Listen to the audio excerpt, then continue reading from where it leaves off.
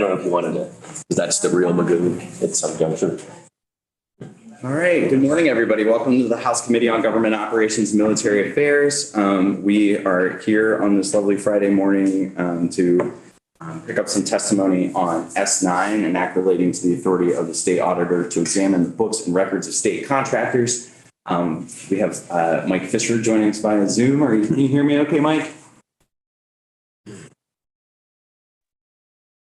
I can. See if we can hear you. Can you hear me?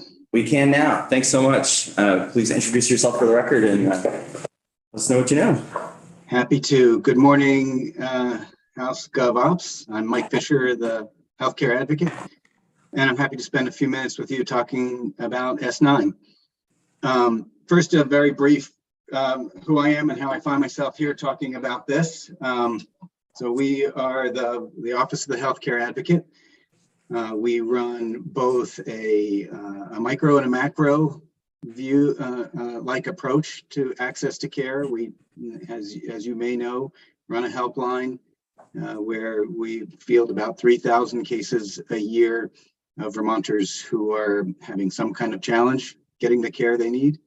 And then we also have a policy team whose job it is sort of this ominous task of representing Vermonters in all things healthcare before state entities or others. It's sort of in that, and we see ourselves honestly as a watchdog, trying to make sure that we're doing our best to improve access to care. So we were a little surprised by the recent Vermont Supreme Court decision that blocked the state auditor's ability to view the books of a contractor of OneCare Vermont in its fulfilling its contract working with the state. It seems obvious to us that in order for the auditor to protect state dollars, taxpayer dollars, they have to be able to follow those monies to a private contractor who's working on behalf of the state. This is not about this auditor. It's not about this administration. It's not about the Scott or Shumlin or Douglas or Dean, to name a few administrations.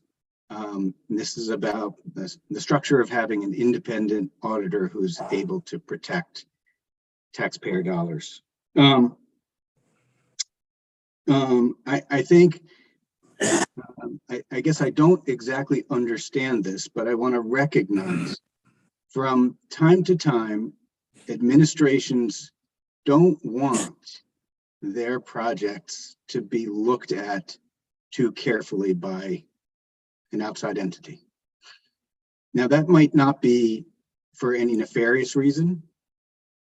It might just be that the administration, and again, I'm not talking about our current administration, I'm talking more generally about state structure. The administration may just be proud of their work and not want an outside entity to be looking too carefully at it. I think we all have seen that play out over the years. I don't think Republicans do that more than Democrats. I think both parties is sort of the nature of being in the administration. And so for this reason, we think the concept, you may hear people say that this problem can be fixed contract by contract from the administration to the contractor. And that to us seems like exactly the wrong approach, that the structure of state government needs to allow an independent auditor to be able to follow state dollars. So, and then the last thing, concept I'll say to you is, hey, I am an independent contractor. I am a contractor. I work for Vermont Legal Aid. We do an RFP process every couple of years with the Agency of Human Services to get the contract to be the state healthcare advocate. I, of course, don't want the prospect of my books being looked at too carefully, or examined. That would be a hassle, of course. But even from this perspective, it seemed, I'm going to say the exact same thing to me, that in order to protect the flow, protect taxpayer dollars, even sitting in the position of a contractor, it makes sense to us to not limit the ability of the state auditor to fulfill his duties, their duties. So that's my high-level comment about the bill. Happy to take questions, and we'll certainly stick around for the rest of the conversation anyway.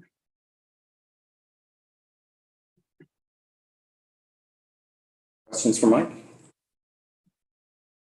Mike, a question I had for you, given your experience with healthcare policy, there have been witnesses here and some written correspondence where there are folks who, again, not concerned about this particular auditor, but some future auditor's ability to, for instance, access healthcare records, or even if it was redacted and didn't have personal information, and use those for political ends.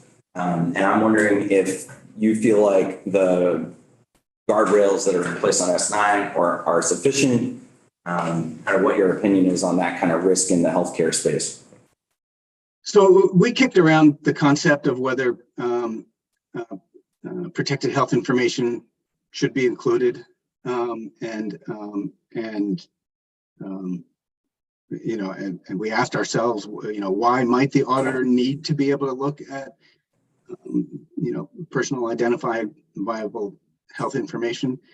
And the example that came up for us is if the auditor was, for instance, attempting to audit a state contractor who was providing health care to, let's say, the corrections population. How could they possibly do that other than to be able to look at individuals' need for care and whether they receive that care? I can't think of another way. I live in a world where I get to see confidential information all the time. We deal, by the way, with personal protected health information. It's a big deal. It's a big deal to break those rules. I would and should lose my contract if we did. And so, my understanding of the structure is that the decision of whether information is confidential or not lives with the state agency, and that there's nothing about an auditor's review of that information that changes that. And it's the auditor's job to maintain that confidentiality. And I'll just say again, it would be a very significant breach of ethics to violate that for political reasons or for any other reason. Representative Hooper. I'd just respond to and compliment Mike's statement that across the broad spectrum of state government, DCF people look at medical records to make determinations of eligibility, Social Security, disability. Retirement boards all look at medical information, so it's not an uncommon thing in state government to have people charged with viewing that stuff.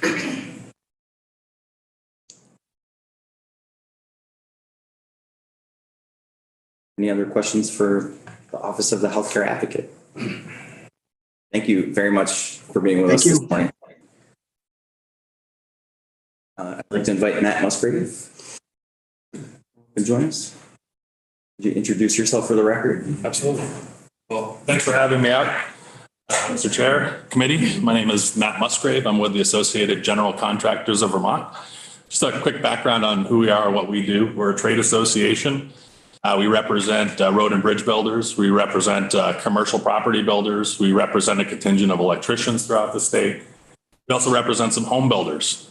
Another project that we work on is called Project Road Safe. It was originally a state-funded program that we adopted and now self-fund, which helps us to train not only young people on the rules of the road. We do work with some corrective justice when someone steps in the mud, so to speak, with a program that we have called Alive at 25. We also work with commercial truck drivers, and are a major part of the there's a new program to do the classwork for to get your CDL, and we're actually providing that service right now to help expedite the creation of more CDLs.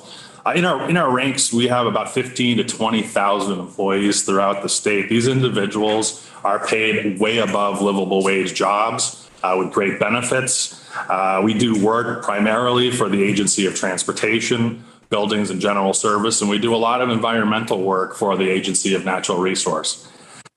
So we're here today to talk about S9, and I just want to say on the record, first and foremost, I did vote for Mr. Hoffer for treasurer. And I'm happy.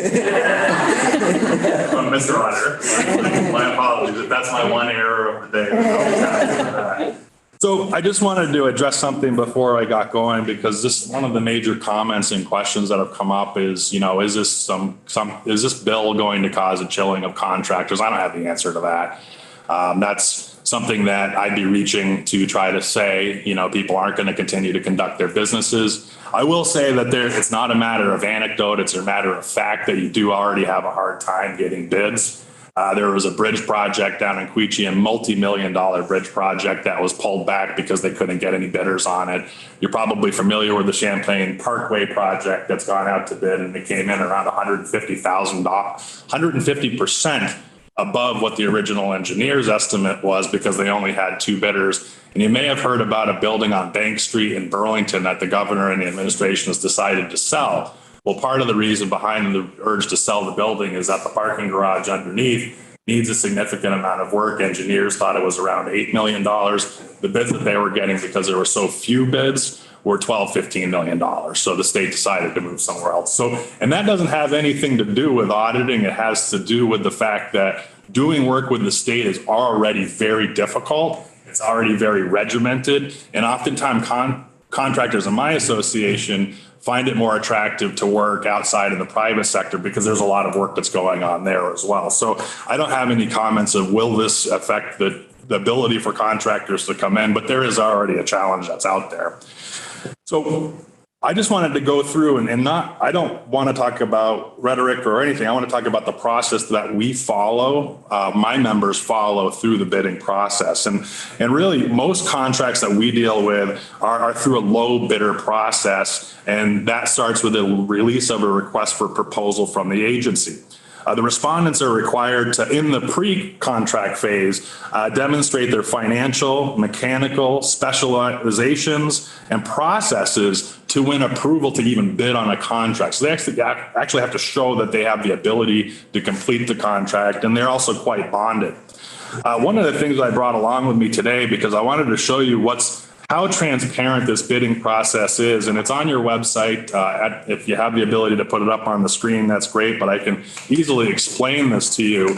When a bid from Agency of Transportation or any other state agency comes out, and I don't know how the other state agencies do it, I know more about BGS, ANR, and AOT, but when those bid results come out, I've got a project here. It doesn't matter where it was, but it was a project. We had two bidders come in. And if you look at each one of the line items on the bid, it's actually very prescriptive to what the actual bid process works with. So there is, when the engineering occurs, they create what are known as pay items. So you're going to have excavated, you're going to put in guardrails, you're going to do line striping. And each one of these items is not only listed for the quantity of the purchase, but also what the individual price that the bidder is offering. So if you tell me I'm looking for 5 miles of guardrail installed, on the bid sheet, it's going to show guardrail installed, units are 5, and it's X amount of dollars per mile. So that's what we already provide to the state. And that's a major point that I wanted to make today, is that we have a really extremely transparent process that not only the state agencies can see,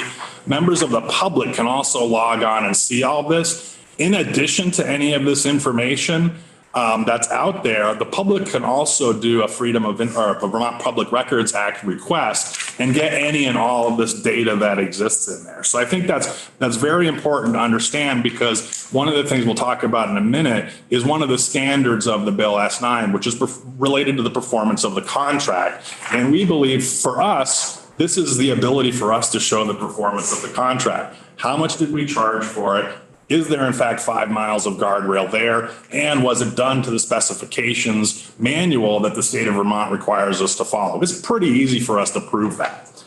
In addition to bid pre-qualification and advertising the contracts, another document that I brought along to share with you today is the Vermont prevailing wage rate schedule. So that's related to any state contracting that we deal with. So these are advertised numbers. These are minimum wages that we have to pay when we take a job from BGS or ANR. On the other side of that, when we're working with the Agency of Transportation, we're actually having to follow what's known as the Davis-Bacon Wage Reporting Act, which is a federal requirement. And that actually requires us, as a part of the contract, to disclose through a payroll reporting system that we're actually, and it's through the Civil Rights Division of the state of Vermont. So this information's all out there, what our minimum wages are being paid. It's actually not a bad system, because it actually, having the prevailing wage system over time, it generates higher wages for the people that are out there working. It also requires some fringe benefits to be paid as well. So we're taking care of the people that are out there. So what I've just demonstrated to you in the last couple of paragraphs here is that we have a pretty clear method to show the work that we're bidding on, what we're taking care of in terms of our staff people. We also have to follow the manual of specifications that the Agency of Transportation puts forward. That's also part of their audit. So they'll come out and not only look to see, did we have 5 miles of guardrail there, but is it in the particular alloy that we're looking for that was going to provide a particular level of safety that's out there. So we're already doing this. So we agree at the Associated General Contractors that strict performance standards should be part of any contract that's out there, and that the process is clear and precise. We don't object to the state auditor being recognized as an agent of the state as outlined in the bill, including contractors as it relates to the performance under state contracts in subsection C, and as was added by the Senate, performance of the contract under the 13th duty of 32 VSA 163. So we're actually, very happy and pleased with the fact that the Senate committee added that in, because what we believe is that created a standard by which the auditor, whoever it may be at the time, would be limited to. It's not just a fishing expedition. It's, did you finish the contract? Did you fulfill the contract? And for us, it's really easy for us to do that. So after testifying in the Senate and being thankful for the language that they added for us, some other things have come to light and some other thoughts, and we want to make sure that we're trying to avoid some potential complications. So I had 3 suggestions that I brought today. Like I just said to you, for working with VTrans, BGS, and ANR, it's pretty clear if my 5 miles of guardrail have been put up. I have no idea how someone is going to quantify the ability of a medical professional to fulfill a contract. But the different number of uses, programs, processes, these are things that I'm not aware of. Do they have this type of sheet to be able to look at? If the auditor comes and knocks on one of my members' doors, we already have a file folder that we can hand to them. It's actually a pretty quick process, because everything that they would want, we've already given to AOT. So I would just be sure that when you are looking at this bill, that when you're thinking of performance, and I think it's a very important standard, that you're recognizing the fact that performance may be different within different contracts that exist out there. And how do we deal with that in policy rather than litigation down the road? So that's number one. The second one, and I don't want to go into the specifics of this because I have no idea what the case was all about, but we have learned through members of the General Assembly, as well as from reading Vermont Digger, that part of the reason for the audit of OneCare originated with an aggrieved employee who was terminated by OneCare. I don't know what the reason is there. I'm not going to speculate what the reason was. But for us, that becomes a concern that we have to terminate people from our companies on a fairly regular basis. Generally, those terminations come because someone was acting unsafely or they were not in compliance. And I can guarantee you, as I'm sitting here today, every person that's terminated from work has a grievance with their employer. And oftentimes they look for methods, they look for ways to retaliate against their employer. So, and I don't know what happened in the situation before, but I think that safeguards should be put into the bill so that every time we let someone go, they can't raise their hand and say, j'accuse, and trigger a state agency to come and chase after their former employer. That's what DOL's for. So what my suggestion was we think of what some kind of a trigger would be to enact an audit. So, and I think a logical standard may be a standard of probable cause. Standard of probable cause is something that's well known. It's something that the police have to follow in regards to dealing with the public. It's, as a matter of fact, the standard that employers have to follow when we're dealing with employees, particularly when it comes to drug and alcohol use. In the state of Vermont, we're not allowed to demand that an employee have a drug or alcohol test unless we have probable cause. And probable cause lifts it to a standard beyond suspicion. It's you're given some sort of evidence. Did I find a beer can in the car? Is the individual in possession of some sort of paraphernalia or something like that? There's actual evidence that something happened, not just somebody saying, I feel like I've been wronged. So I think that's number two, looking at some sort of a standard to trigger an audit. Lastly, and this is, I think, a major concern that we have, and I don't think that this is anyone's intention, but the way that the bill is currently written today, the Agency of Transportation can commence an audit at the same time as the auditor's office can commence an audit. They don't have to communicate with each other. And what that could lead to is two separate parallel audits occurring on a single company that could potentially come out with two different outcomes depending on the opinion of the auditor at that time. So my suggestion here is very similar. Maybe some of you in the room were around in 2019 when Senate Bill S-108 came out, which was a bill that was designed to deal with employee misclassification. So what employee misclassification means where someone may have been called an independent contractor, but should have been called an employee, unemployment insurance paid, workers' comp, minimum wages, so on and so forth. What we were able to do in that bill to avoid, the bill essentially created an opportunity for the Attorney General's office and DOL to go after an employer for a misclassification issue. What we were able to negotiate in that bill, and I think is very logical for your bill here today, is that some sort of a memorandum of understanding or policy be created with the auditor's office and those agencies so that they will communicate with each other in the event that there's an audit, that they work together as opposed to working separately and coming up with two different programs. So those, I think, are three pretty modest requests for the bill. I think my third one, preventing dual investigations is certainly something that I would highly recommend. But other than that, I think with the standard of performance, the Associated General Contractors feel that we have a standard that we can stand by. I met with my board of directors this morning. We talked about what we believe that standard is. And if we want to go beyond that, then that's what the courts are for. So we believe that the performance standard is important to have in this bill, should you pass it. And I'm happy to take any questions. Thank you. Questions for Associated General Contractors, Representative Rookie, go ahead. Thanks for coming in. Yeah, my pleasure. I appreciate that. So just want to reflect what I think I'm hearing. When you do a job, you don't have any problem with somebody coming in to make sure your concrete mix is 3,000 pounds instead of 2,000 pounds. Is that? We do that already. That's I understand, yeah. Right? So how is an audit different from that? Well, I think and I guess this is maybe a good question, because I think there is a distinction maybe with what the auditor's office and some of the engineers at AOT would do. The engineers at AOT are professionally trained in understanding what the contents of that mix of concrete was. And I don't know whether or not that we have that type of engineer in the auditor's office. So to your point, it is a little bit different of an audit. I think what I understand the bill to look at is the finances involved with the project, not necessarily the inner workings of the project, meaning what are your alloys? What are the standard specifications that you're using? But those documents are available for the office if they do have someone that's an engineer to go out and do that. My experience is that with audits is they aren't focusing on just one type of company, that they can walk into any office in 10 minutes, tell you what's happening in that business.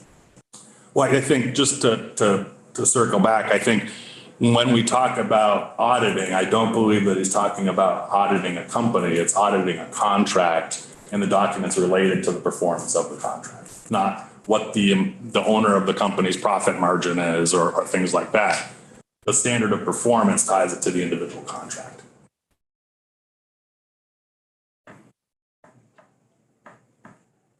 I'm trying to formulate a question, but I think that you brought up a couple of pieces for us to consider. The idea that there be some standard to trigger an audit.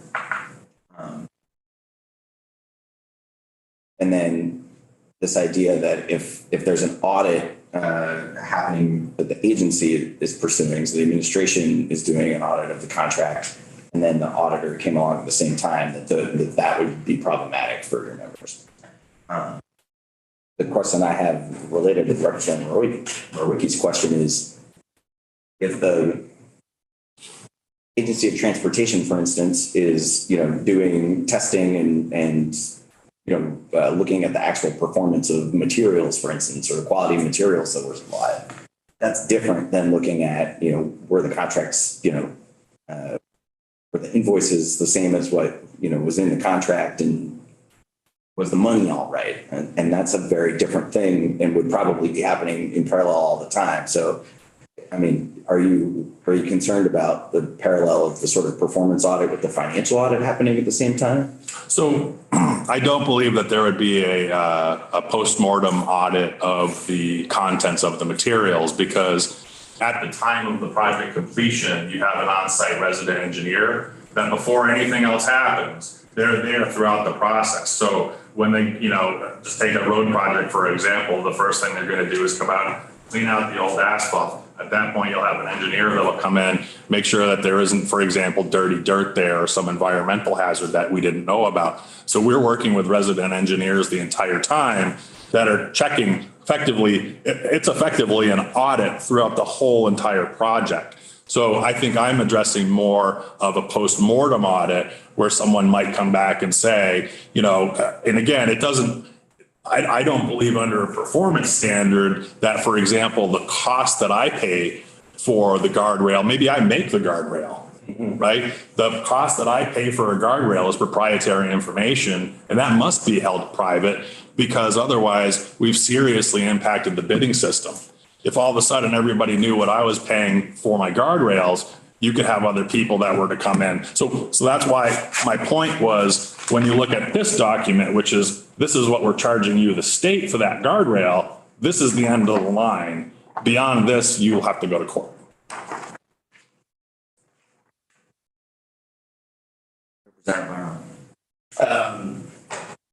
So where I'm going here is I think it's a little bit more thought than question. But so essentially within what you're saying is bid on a contract, you attain the contract, set price. You have audits in place as far as labor costs, safety standards within both your labor practices, quality of materials, et cetera. That creates X expense, right? Mm-hmm.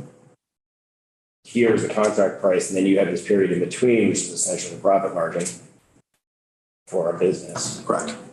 So the auditing process for this leading up to cost of goods, services, and labor is already very open.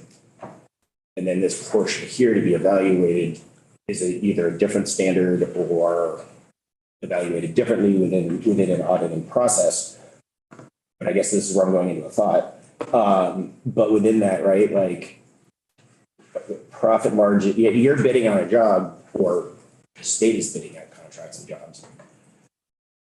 What the contracting entity can do within its own management and operation structure to do that as efficiently as possible and maintain a profit margin is kind of what the practice is, right?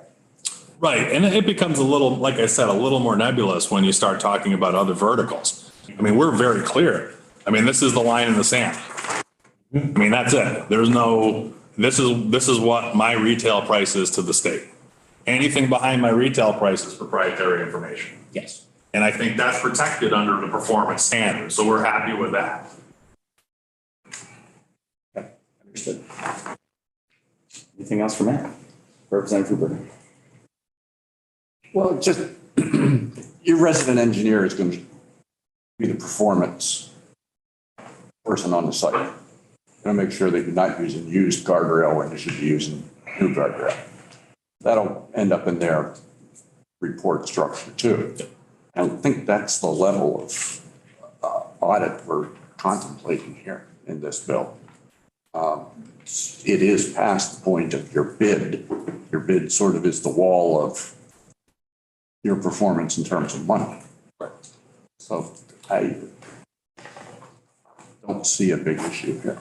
Well, I think if I may, when we look at that standard with the resident engineer on site, we have to recognize that this whole conversation came from the clause in Bulletin 3.5 that's attached to all state contracts that allows an authorized agent of the state to audit after the fact.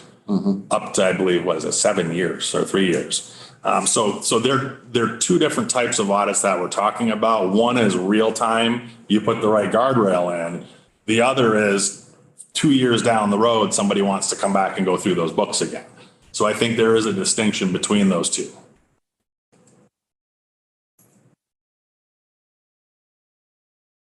Yeah, that definitely clears up what I was getting at. So thank you very much, Matt. Appreciate you being with us this morning. I'd like to invite Delia to join us. Good to see you, Chris. Good morning, Mr. Chairman. Good morning. Long-time listener, first-time caller. Would you please introduce yourself? For the record, Chris Delia, President of the Vermont Bankers Association. Pleasure to be with you in the committee today. First time this year, but certainly been following your discussions on a number of bills.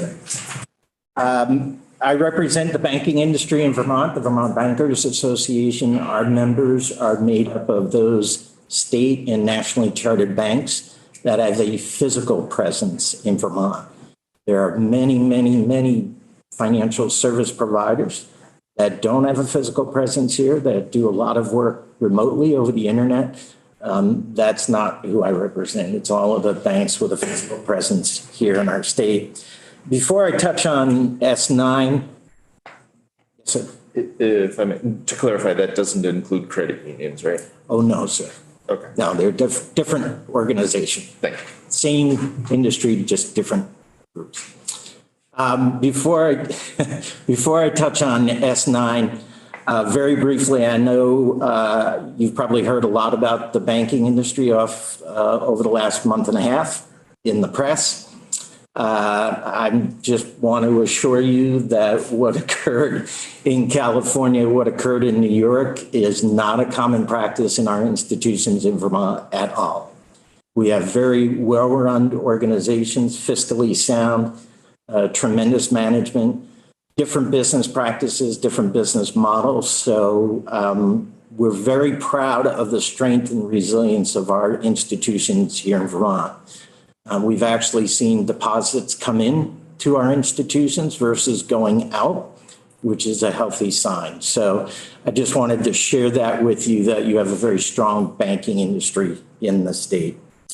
Back to S9, again, I would echo some of Matt's comments and others that say, I think as taxpayers, we all agree that we want to ensure if the state is involved in a contract for services, we're getting what is expected in that contract. We're getting the best value for the highest quality product possible. I think the question is, how do you review that after the fact? And that's the discussion you're having today.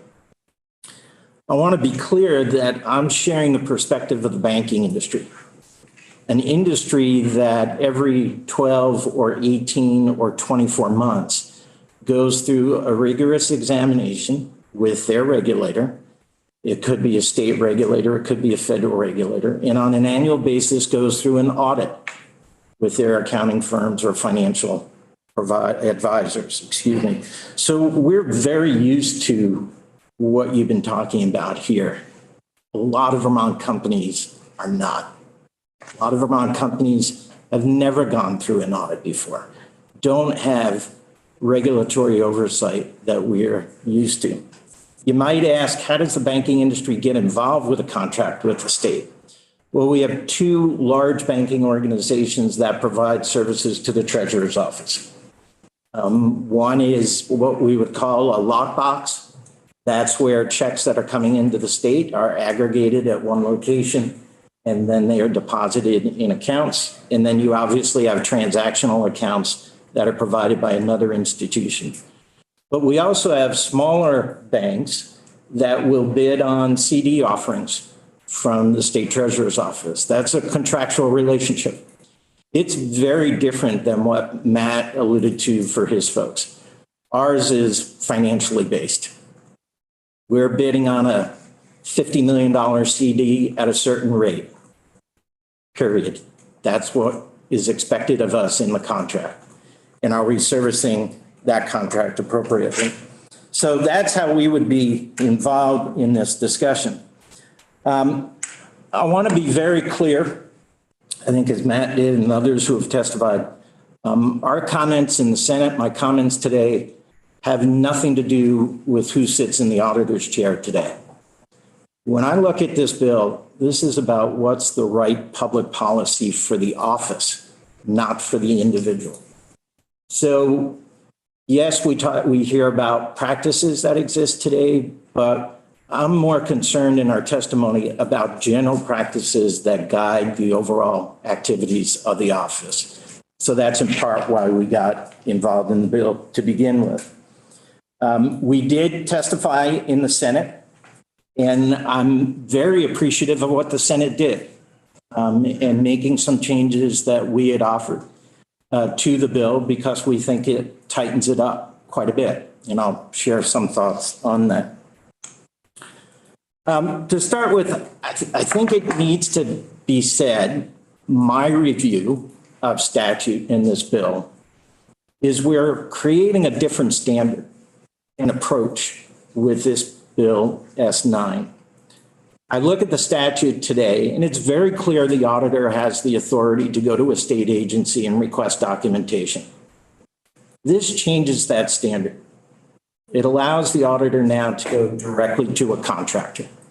And I don't want that to be lost. It's not the same. It's not what existed prior to this bill being introduced. To me, those are two very different things. Trying to accomplish the same thing, reviewing the information associated with that contract, but it's two very different approaches. So we believe the bill expands the authority to go directly to that contractor.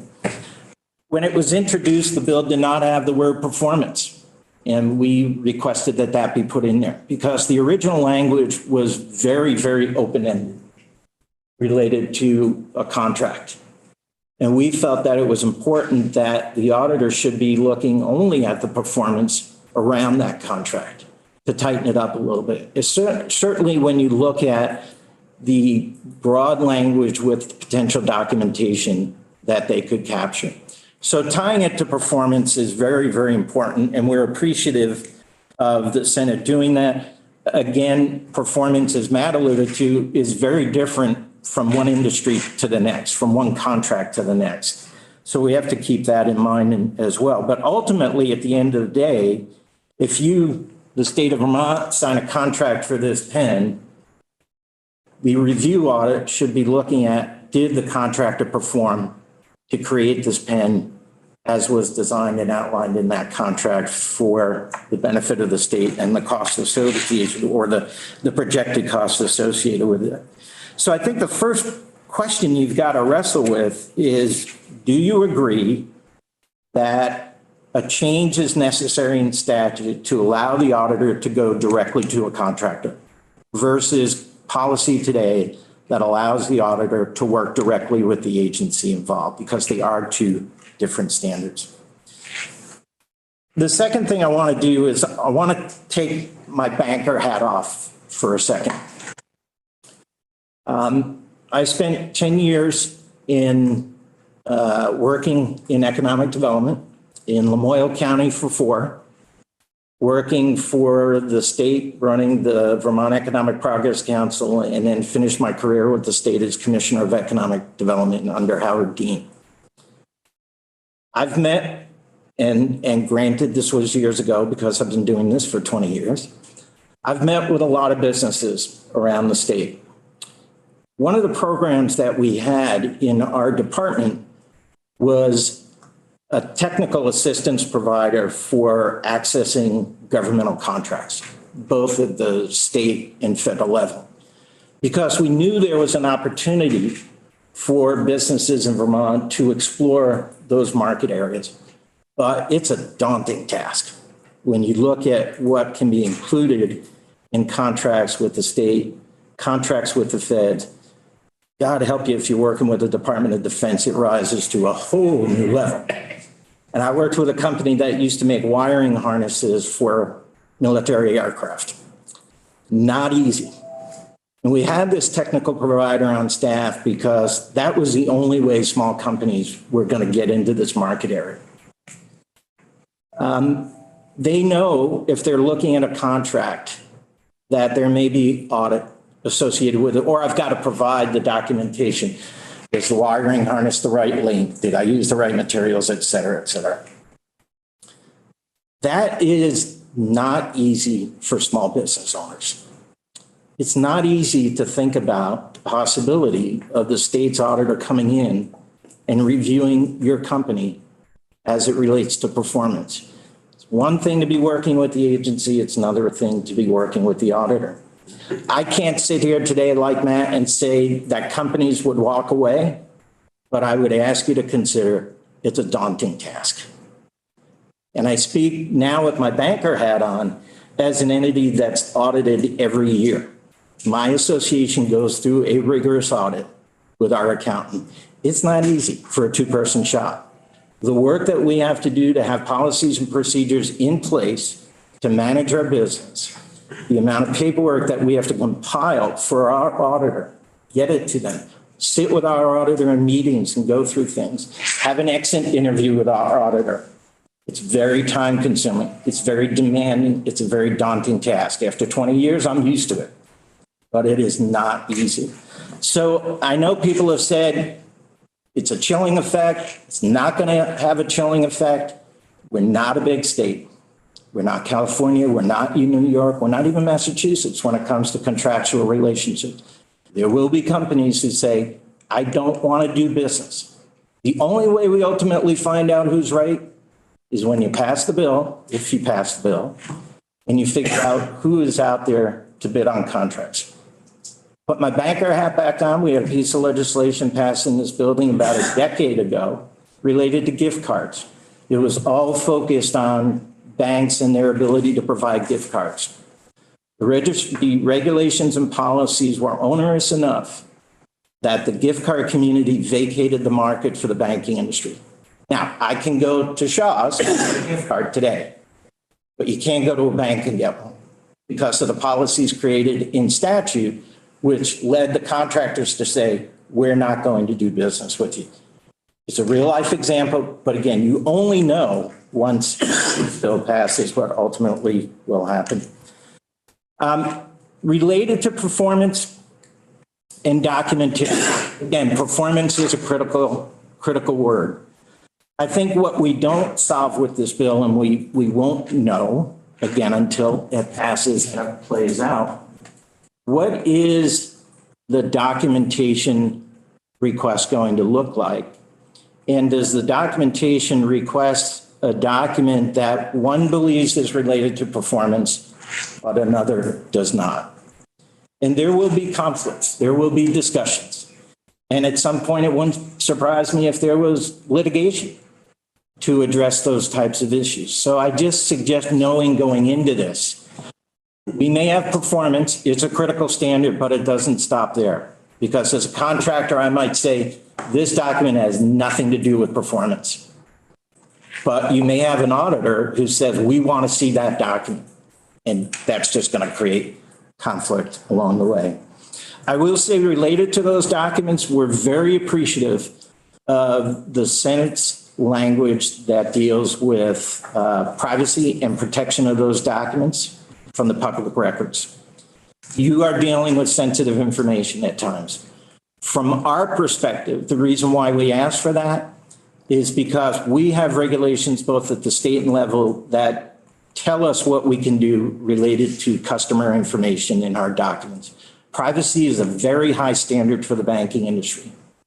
And if we're going to turn that information over to any entity, we need to make sure that we're not violating both state and federal regulations. So that's why we asked for this language in the bill. It's really important.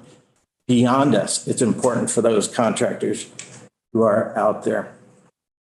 So at the end of the day, we did support the bill as it came out of the Senate. And again, we're very appreciative of the language that they put in there. I recognize and understand the concerns that folks have brought to you about this bill and the expansion of powers or the direction that this bill goes in. I think there's legitimate comments there. But from our perspective, full transparency, we did support the bill as it came out of the Senate because of the changes that they made. Representative Hoover. Thank you, Mr. Chair. Answer to your first question was yes. I think that I'm not going to infer this is much about nothing, but I think that to most of the points that are brought up, the language that's used repeatedly in this bill, as it relates to the performance with the contract with the state, is pretty specific. If the word performance would be better as fulfilling or something like that, I could certainly change the word, but the representation, there might be somebody running around with a very sharp pencil looking at things. I don't see that as a real threat. That's why we asked for performance to be in there, because the bill as introduced did not have that. Okay. Thank you. Thank you. So just trying to summarize what I'm hearing as part of the concern and also knowing that you're happy with the way it is. It's kind of looking at especially like small organizations, like the uncertainty that this may introduce and the time and disruption. It's kind of like that's how to manage that while maintaining the transparency that may be the intent of the legislation. Yeah, I mean, and again, it's one thing that I need to provide certain documentation to a state agency so that they can ensure that the contract was fulfilled properly and I met the standards in the contract. It's another thing for a small business to have a state auditor coming into your operation to look at those records related to performance. So I just offer you some thoughts as to it's a different standard. And for some businesses out there, they're going to think twice whether they want to do that or not. You have to ultimately make the policy decision which way to go. Representative Chase. Since you mentioned the bank card situation, I've got a Bank of America gift card at home that they voided after 6 months, despite the new laws. It wasn't through state, so it's not pertinent to the audit issue. Right. But if that sort of thing had been done through a state contract for a state employee, I would want the auditor to be able to look at that. How would you compare those two? I mean, I wouldn't, because the regulations that you're talking about that would govern the practices of the financial institution would rest with their prudential regulator. So if you, I'm going to use one of my local institutions because it's just easier to do that if they're a state chartered bank. If you as a customer have an issue or a concern with the practices of a state chartered bank and a service that was provided to you, we have a regulator in Vermont, Department of Financial Regulations, that is very interested in consumer protection. And you as a consumer would go to them and file a complaint. You felt it was important to do that. That regulator is very much going to follow up with the institution to find out what happened. Did they follow practices that allow them to do certain things? Did they not? And they'll work through that consumer complaint. That said, the Department of Financial Regulation or the FDIC, or, excuse me, I shouldn't do this to you, Federal Deposit Insurance Corporation, or the Consumer Financial Protection Bureau is another one. They will go into our institutions, again, every 12 months, 18 months, 24 months, to look at their business practices, look at how they're functioning in the marketplace. Are they meeting the standards of both the state and federal regulations that are required of them? That is not a role for the state auditor. That's not a role for the Attorney General's office. That is only a role for the banking regulators that have the expertise to manage our industry. so if this card was used for a state program like food stamps or some sort of other subsidy, your position is that you would want that to go through the financial regulators, not the auditor. It would have nothing to do with the auditor. That has everything to do with the banking regulators who would oversee the practices of that institution. That's why they exist. I think we might have gone far afield from S9. Mr. Delia brought up an example of maybe what I think he was suggesting might have been a little heavy-handed statute that we adopted just by way of comparison, right? But not that would. Well, I'm totally relevant to the matter at hand. So. All right. Well, lest we get into any other tangents about bank cards, Mr. Taylor, I will release you from our clutches. Thank you, Mr. Chairman, committee members. Thank you. So, Devin, are you ready to come up? And Are the hospitals in Vermont Medical Society, I just want to make sure your plan was to testify separately. Correct, yes. Thank you. Just wanted to clarify that for my air traffic control. So would you please introduce yourself for the record. Yes, good morning. My name is Devin Green and I'm with the Vermont Association of Hospitals and Health Systems. We represent all of the hospitals in the state and all of those hospitals are nonprofit. We've submitted a letter on behalf of a number of healthcare associations, including the Vermont Medical Society, the Vermont Healthcare Association, Vermont Care Partners, Dartmouth Health, Bi-State Primary Care Association, the Vermont Academy of Family Physicians and American Academy of Pediatrics, the Vermont chapter, and the Vermont Dental Society. And today we come to you with significant concerns about this bill. I just want to start off by saying, this does stem from a court case, and I want to make clear that what that court case did was reaffirm the auditor's powers. So the court does not take away auditor's powers or anything like that. It reaffirmed what is in statute already, which is that the auditor will audit government agencies and their oversight of contractors. So if you did nothing with this bill, the auditor would retain all of the powers that they have today. What this bill does is actually create two systems of oversight for contractors. So When you contract with the state, you have oversight with the agency. They have expertise. They set the parameters. This bill gives the auditor the ability to sort of go around the state agency and go to the contractor directly. Now, I know this has been limited to performance, but if you look at the GAO guidance, the federal guidance that the auditor is supposed to follow, performance, they say, and I quote, performance audit objectives vary widely and include assessments of program effectiveness, economy, and efficiency, internal control, compliance, and prospective analysis. So there's nothing here that ensures that we won't have two very different streams of oversight. We could have the agency setting out goals that are completely different than what the auditor thinks performance is. And that creates a lot of confusion, unpredictability, and litigation. And I will say that underneath the court case, which was with OneCare, what the auditor did was, and this came out in the Superior Court decision, the auditor, right now, the auditor can oversee the agency that has oversight.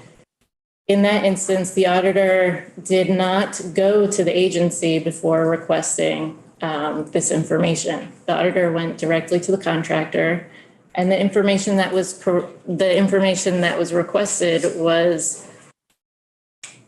the payroll records of all the employees. Well, actually, I should say the information that came out in the complaint that the auditor wanted was all of the payroll records of all the employees, all the W-2 records of all the employees, all the 1099 records of all the employees, and all documents around payroll adjustments.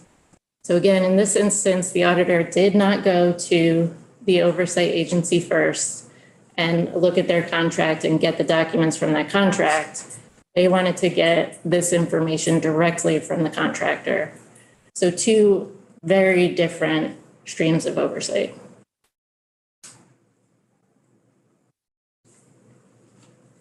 We are very concerned, and so what we would prefer is to have the auditor go through the agency. The agency has the expertise, they understand the performance goals, they know what they're looking for, and we want some level there where the auditor works with the agency instead of going around the government agency and just creating two very different standards, potentially a lot of litigation. We are also very concerned about HIPAA protected information. So the way that HIPAA works is it applies to entities. It doesn't necessarily follow the information. So you saw something submitted by the auditor's office that says healthcare providers can provide protected health information to a health oversight agency. So that is AHS. We talked about DCF and those folks having medical records. They're actually a HIPAA covered entity. They have all the HIPAA protections in place. They have the expertise. They have gone through HIPAA audits, most likely. So that information is protected. The law can require us to provide that information, but once that information leaves our hands and goes to the auditor's office, it is not protected. So the auditor based the understanding of HIPAA on the fact that employees would not want to be subject to the HIPAA penalties, but the HIPAA penalties don't apply. There's no protections once that private health information is with the auditor's office in terms of HIPAA. Now, maybe there are other protections, but we have definitely carved out health information as something that is unique and should be uniquely protected. And we would want an understanding of that information being protected just as it is under HIPAA entities as well. So with that, we're not trying to avoid oversight. We understand it. In fact, we have a lot of oversight as hospitals already. You can look at all of our budgets online. We go to the Green Mountain Care Board twice a year.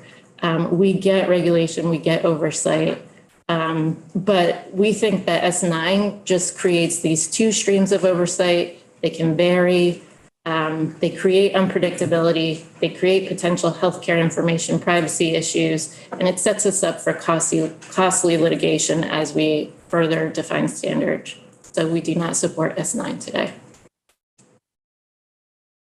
Sounds like there's one of the key things that I think you bring up and that Mr. Musgrave brought up in his testimony for the general contractors is this idea of the ability to go right from the auditor directly to the contractor as opposed to going to the contracting agency and saying, I want these documents. And what I wrestle with, and I wonder if you can respond to this, is what happens to our oversight ability to protect the people of the state of Vermont when the agency just says, no, we're not giving you auditor the specific chunk of records? If the agency has the records, they will hand it over to the auditor, because the auditor is overseeing the agency. If the records are in the agency's hands, they're part of that contract, those are subject to the audit. Our concern is going around the agency and looking at records that haven't even been provided to the agency because performance is broad.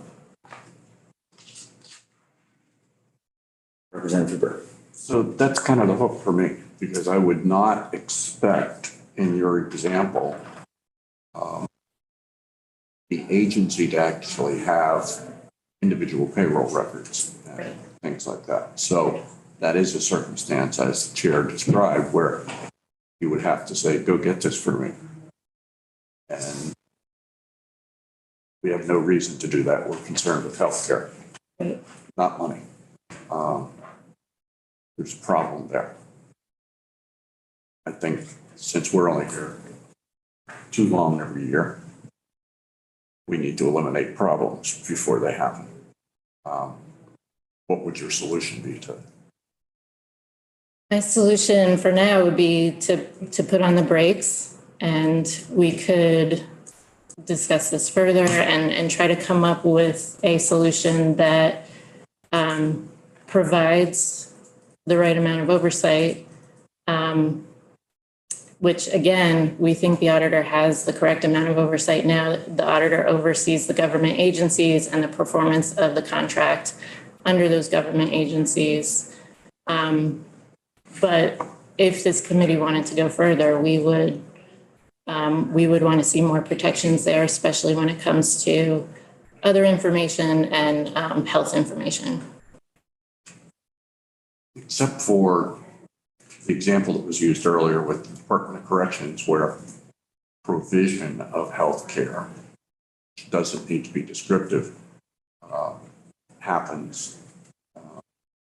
I don't see it in the particular case that you're talking about where individual healthcare information would be material, would have been material, or should be a fear.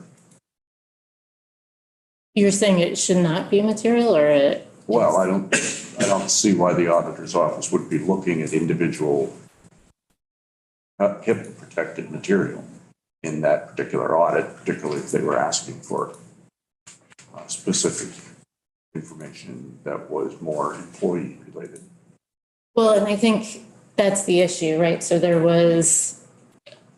I think the issue is that a performance audit can be fairly broad. They can look at healthcare information in terms of, did we succeed in, or did we fulfill the contract in terms of public health measures or other measures? Again, we would want the agency setting out those measures because they have the expertise.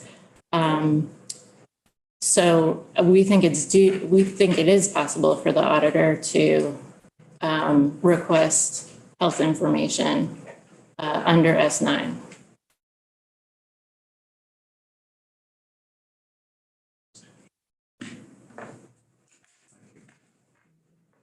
Representative Chase.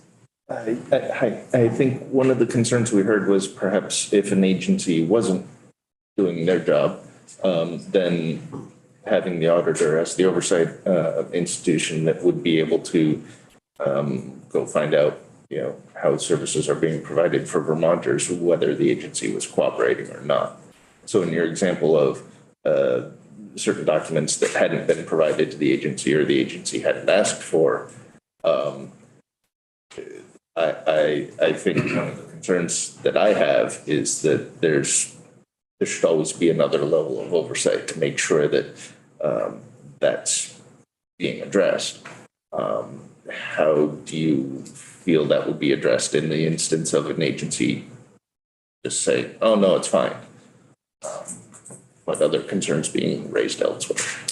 Yeah, I mean, I think the auditor has a lot of tools to get at the agency's oversight of the contract, right? So the auditor can come out with a report on how the agency, how this contract has failed under the agency's oversight and what needs to be done going forward. And I think that's the key, is that what we have now is oversight of government, not oversight of private, non-government, not oversight, but for the auditor to audit government entities as opposed to directly auditing private, non-governmental entities. I don't think they anticipate when they get state funding to go through a entirely different audit than what their agency is overseeing when they sign up for any sort of grant funding from the state.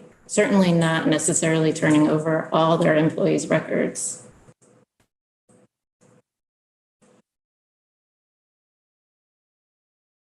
I think what I'm hearing is concern about the potential to audit things not related to the provision of service to Vermonters. Is that what I'm hearing? Yeah, I think performance is a pretty broad term. And it may be narrow in some areas, like Matt was saying, it may be narrow in terms of, did you pave this road? But it can be pretty expansive in other areas in terms of, what does the health of this population look like? Okay. And so because it can be so broad and ill-defined, I think that leaves a lot of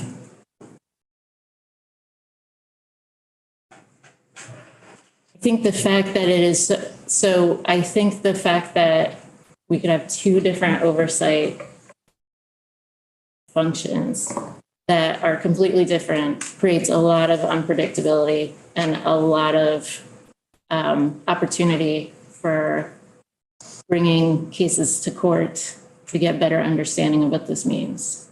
It creates a broad authority and actually two different authorities over our contractors, which will be very confusing.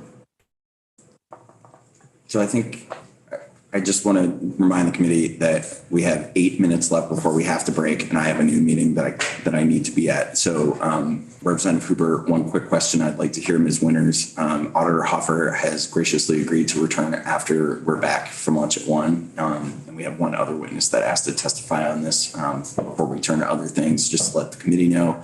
We're back on the floor at 2:30. So that's end of session meetings in here. So go ahead, Representative. So specifically to that comment that you made, Representative Chase, you don't think that the language that is in the bill at this point in time that sets the framework within which the performance of the contract is a big enough fence, an adequate fence? I think the fence is too big.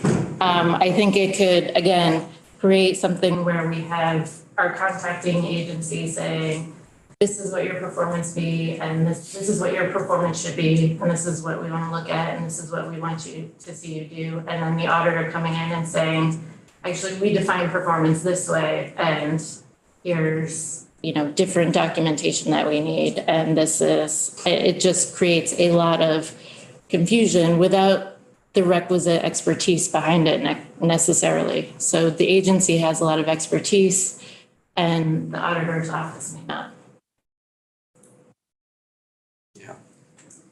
Seems like we're coming back to interpretation of performance as a glitch here. That seems to be one of the key questions that we're gonna have to resolve if we're gonna continue working on this. So thank you very much. for Thank your you. testimony. Ms. Winters, you're our last witness before we break here, so I'm sorry to squeeze you with the clock. Okay, I promised I would be quick. Tall, but I'm short and sweet, so.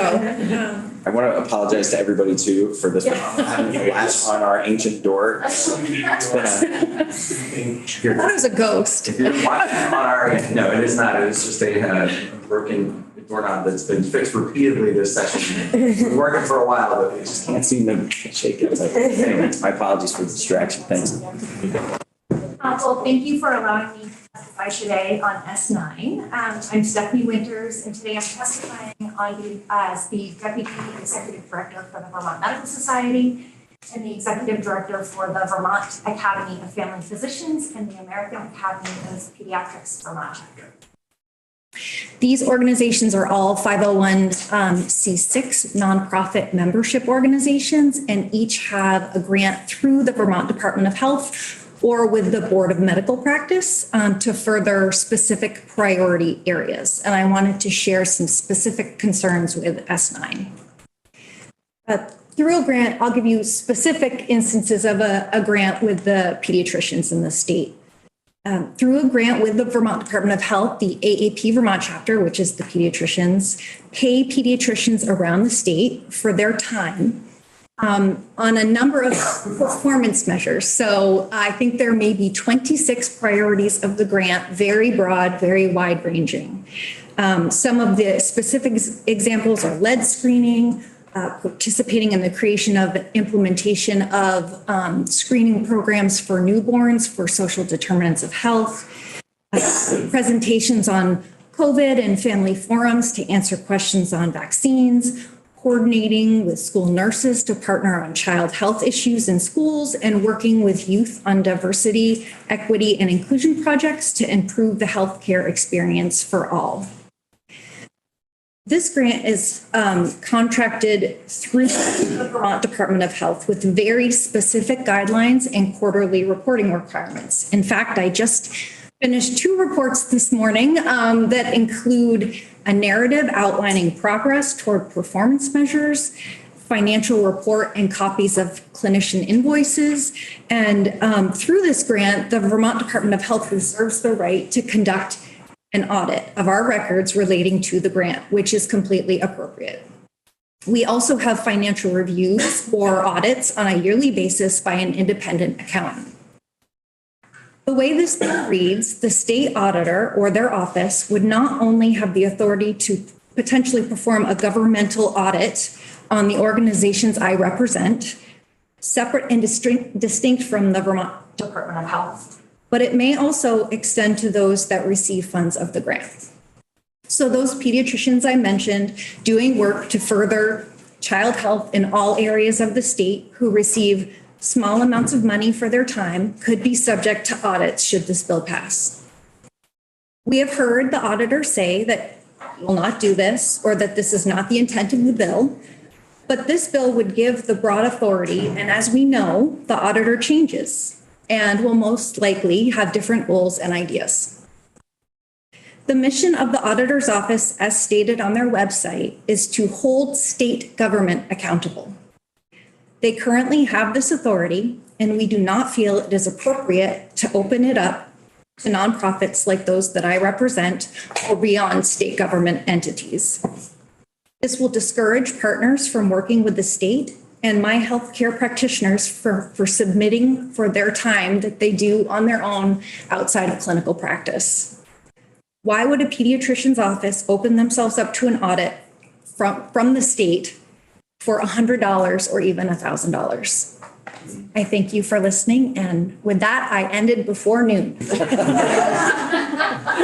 Still buying lunch. I can't buy you lunch unless it's. In our last couple of minutes here, Ms. Winters, I'm wondering, given some of the questions that we had, when the folks from the general contractors, the hospitals, the banking industry, sounds like there's some shared concern. But do you think that if we were able to better define performance and narrow that there might be a path to getting the Vermont Medical Society support for some ability for the auditor to go directly to contractors like the folks you represent? I don't think I can answer that with a yes. I know that's what you're looking for. I think it's really complicated. As I said, we have 26 priorities of a specific grant. And there are so many different ways that you could reach around that. And I don't know that we would ever think it's appropriate to do that. I think it's appropriate for our grant, the person who is giving us the grant, to ask for all, any kinds of things relating to the grant. I don't think that having the auditor go beyond them is appropriate. So the auditor should work with the Vermont Department of Health to audit our grant. So I don't know that we would get to a place, especially this late in the session. Representative Chase. I would just offer the agency is not giving the grant, the people of Vermont are, and the auditor would be acting on behalf of the people of Vermont to ensure that all parties are playing fair. So it's not like the agency is this benevolent organization operating in a vacuum. It's the other stuff. Yeah, I mean, potentially, I will point out that a lot of this is federal funds, so that comes from Medicaid dollars. So it's not taxpayer dollars, but yes, and we are beholden to the Vermont Department of Health to prove and show that we are advancing the priorities of our grant and being fiscally responsible at the same time. So I think that is the stopgap. I think we're going to have more conversation about this bill when we return at 1 o'clock. So thank you very much.